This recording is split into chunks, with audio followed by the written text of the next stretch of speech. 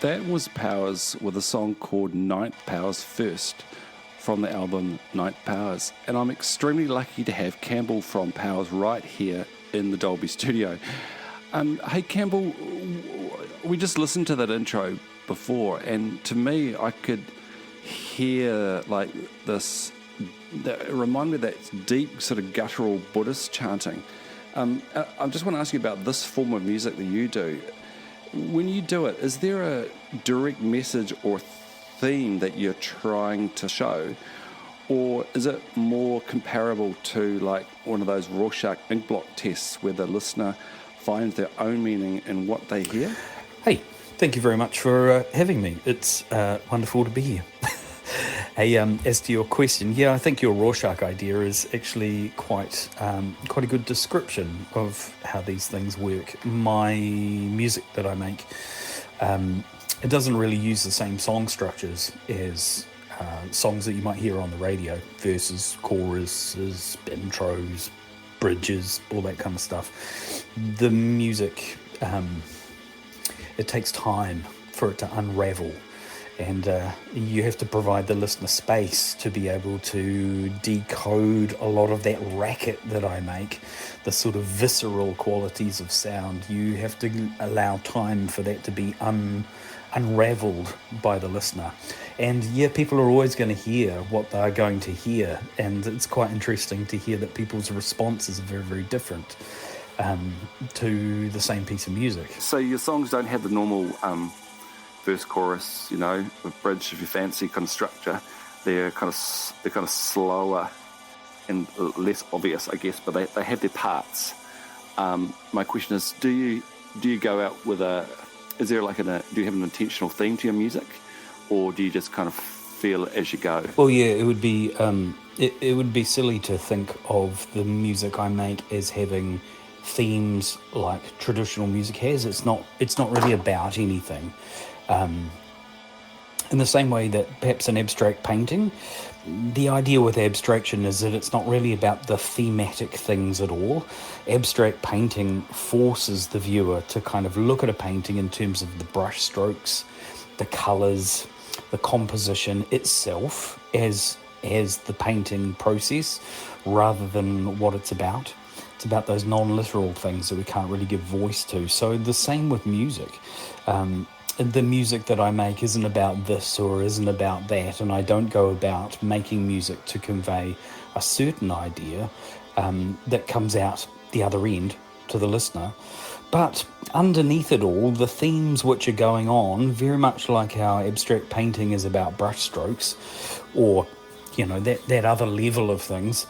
The music I make, it does have themes, but they're just a little bit more subtle. And again, they have to unravel themselves over time. Some of the things that I kind of go back to as a general guiding principle is the idea of ecstatic boredom, which I suppose for me is a version of the flow state, or the zone, or that space where time and space seem to slow and distort and change. So your whole perception of the art form that you're addressing is kind of changed.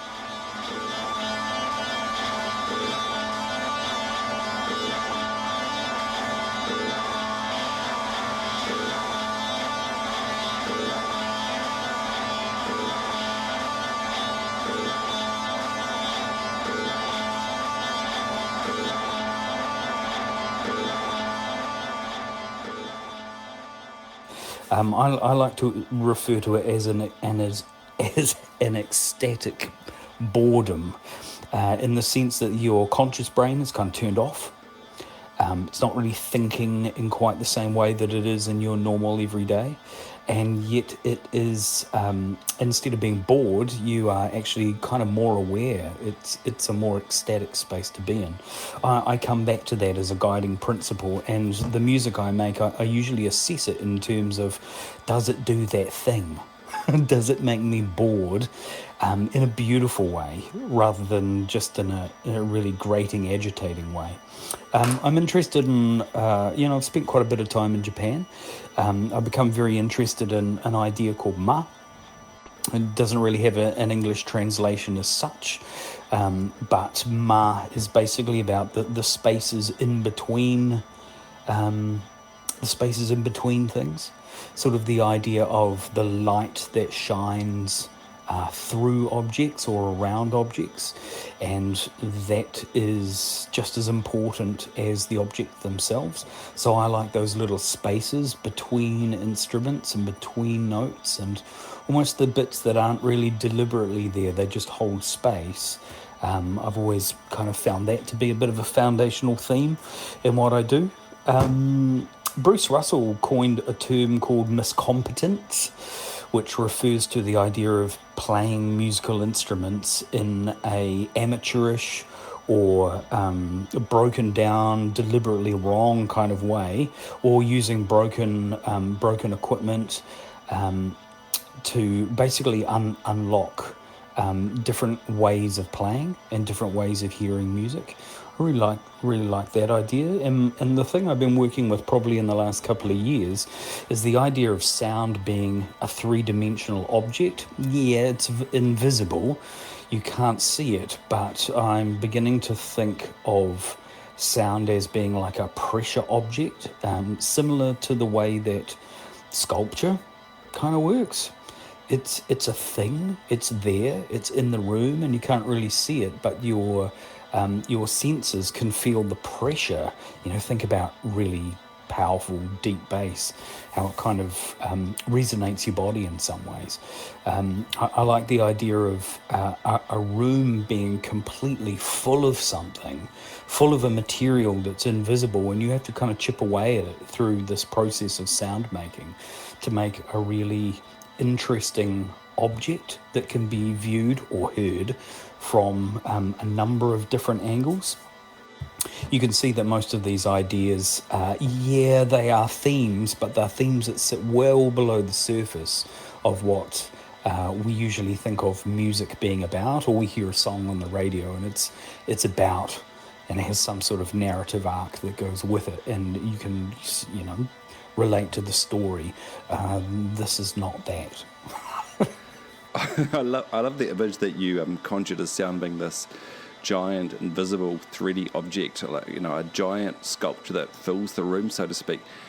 How do you approach this object? Like, where do you start? Okay, thinking about sound as a three-dimensional object, and where do I start? Well, that's a tough one, because I'm figuring this out. I suppose, and maybe that is one of the things that separates me from a lot of people that might fall easily within something called the noise genre, which is not really something I relate to that much. Noise music, as it's called, it sort of seems to reflect more of a very particular sonic palette that people can use, and they can produce a product, and it fits nicely within that little box. And it's actually become more and more conservative over the last 20-30 years. Yeah, my roots are in that for sure, but I don't really relate to that quite so much anymore. The idea of sound being a three-dimensional object is really about the very initial points. And I'm still defining where those points are. I mean, I guess, to talk about art again, if you were starting with a painting, I guess the place you would start would be the canvas or the surface that you're working with. To extend that into sculpture, perhaps you would start with a giant block of, Oamaru stone, marble. And that's where your sculpture would begin, and you would gradually fashion it from that initial space. With the music that I make, I guess I've always started with the stereo field. There's a certain sense of left speaker and right speaker and everything in between, kind of in a straight line. through working with Our Love Will Destroy the World for the last 15 years, I guess that really taught me that I have a different perception of sound. I think from other people. It's really, really hard to tell. But I'm more interested in a front to back aspect of sound. That goes along with the left and right as well. But when you introduce a front to back aspect, you end up with a stereo field that's more like a physical space. So what I've done with Powers and the next step on from Our Love Will Destroy the World, for me, is just returning to much more of a basic field of play, in the sense that I'm interested in front to back. I've gone back to mono, producing things in mono. When I play live, I use a couple of guitar amplifiers, plugged together, not to create a left and right, but to create a bigger mono sound. I see you're about to embark on a bit of a nationwide tour, and I'm just wondering what people can expect from those shows. Is it you by yourself? Is it other people with you? How do you perform your music live? How do you recreate this sound, just you, live somewhere in New Zealand? Yeah, I'm moving on from the idea of multi-tracked, layered, constructed sound into a much more simple kind of gesture, which basically means I play solo guitar, I have no overdubs, I make no edits, and I try and approach it from much more of an improvisational point of view, in the sense that I try and unthink it. I try and bring the knowledge that I've built up in a practical way to bear in the moment, and it's a mono thing. It's about creating all those density and all those layers of sound in one place at one time, and what I'm working with is a front to back attitude towards sound, and it might be quite subtle to a lot of people. I don't know, can you tell the difference? Yeah, I can, because I perceive sound as a three-dimensional object, as an invisible object.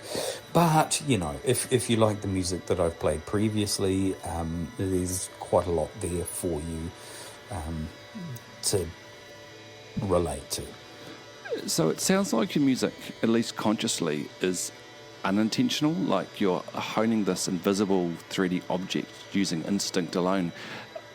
After you've been through that process, are you ever sort of tempted to go back and just add something to it? Or are you more interested in just making your art, recording this process as this, I guess, one-off magical moment in time? Yeah.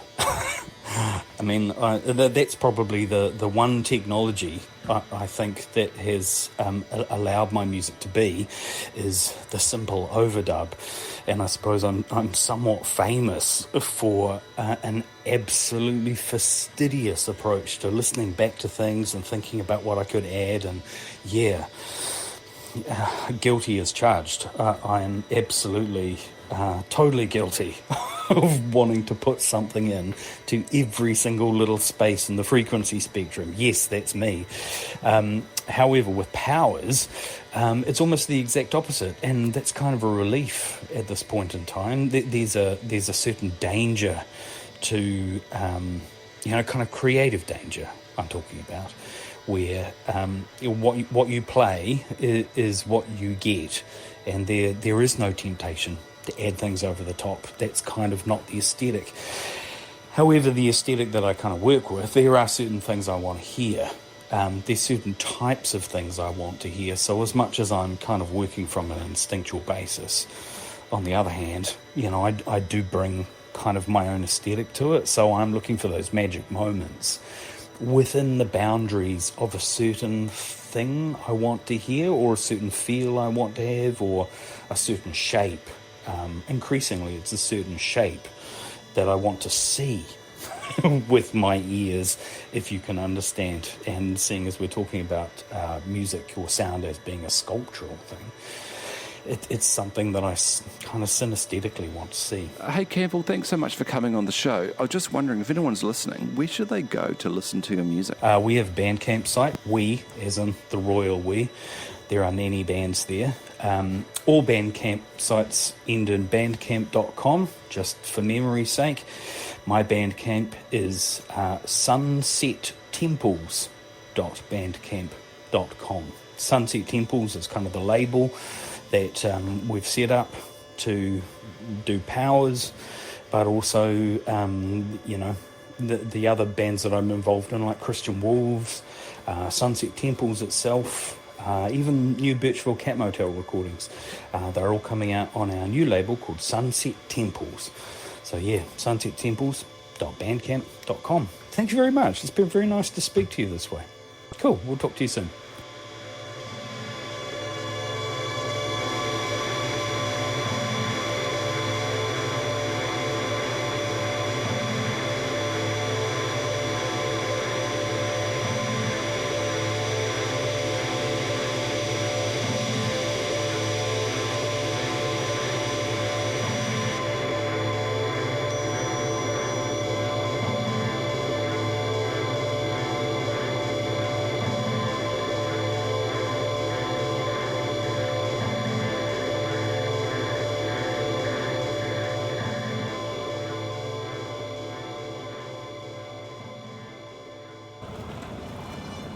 Well, good evening, and this is Dylan Dolby coming to you from the Dolby City Modern Art Gallery, formerly a bank, but now home to what may be one of the boldest artistic movements here in Dolby City for a long time. Tonight, I'm here to meet an artist who creates giant, invisible sculptures. Yes, invisible, no marble, no steel, no recycled shopping trolleys welded together, just nothing. Let's go inside. Okay, so I'm standing here in the main gallery. How can I describe it? The walls are white, the floor is concrete, and the centre of the room is absolutely nothing. Or, as the plaque says, Monument to the Unseen, number 14, 8 metres tall, 12 metres wide, please do not touch. Okay. But standing beside me is the artist himself, Peter Powers. Hey Peter, thanks for showing me around. It's a pleasure, Dylan. Please be careful. You're very close to the edge of the piece. Oh, sorry, no, I wouldn't want to bump into it and shatter the air or space. Look, Peter, I have to ask the question everyone in Dolby City's asking. Where is the art? I can't see anything. It can be hard to see, as the sculpture is made from refracted absence. I harvest unused space from abandoned buildings and compress it here. So you're harvesting unused space? Yes. Most people waste it. They fill it with furniture or hope. I liberate it. Okay, so you liberate it, and then what I want to know is, how do you compress space? With intention, and a mild hum at 43 hertz. Is that the sculpture humming? No, that's the building. The sculpture is silent. It's contemplating you. Contemplating me? Yes. It senses skepticism. It's slightly offended. I apologise to the giant invisible block of nothingness, but Peter, people have paid 12 tokens to stand in this room. What exactly are they experiencing? Wait. I don't feel any weight. That's because you're resisting it. Let go. Okay, I'm letting go.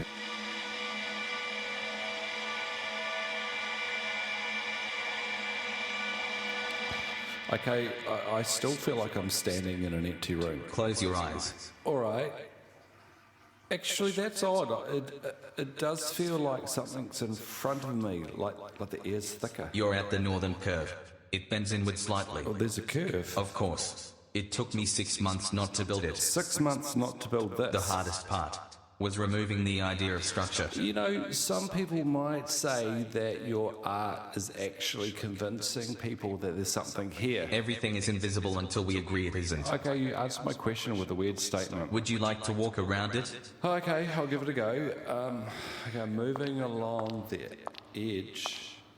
Oh, I just felt something. You brushed the eastern plane. Yeah, it felt like static. That's the density shift.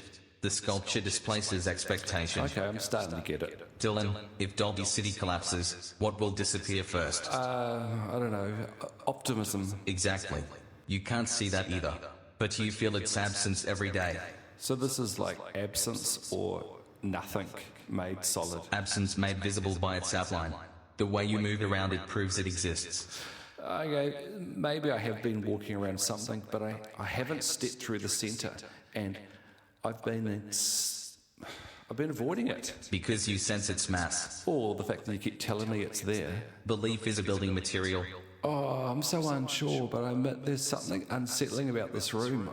Whether it's the art or the psychology or your answers, or is this some sort of elaborate prank funded by the Dolby City Ministry of Culture and Mild Confusion? I can't say. Would you like to step inside it? Inside? There's a hollow core. It is very peaceful. All right, for the sake of music journalism. Okay, so here I am standing in the centre of the invisible sculpture, but it's strangely quiet here. That's because the outer wall's absorbed out. Well, Peter, I suspect this might be the most ambitious nothing that I've ever encountered. But for the first time in Dolby City, I'm standing inside something that isn't broken, even if I can't see it. That's the point. This has been Dylan Dolby, reporting from the Dolby City Modern Art Gallery, where the sculptures are invisible, the meaning is negotiable, and the gift shop sells empty boxes for 50 tokens. Stay tuned to Radio Dolby 89.6 FM.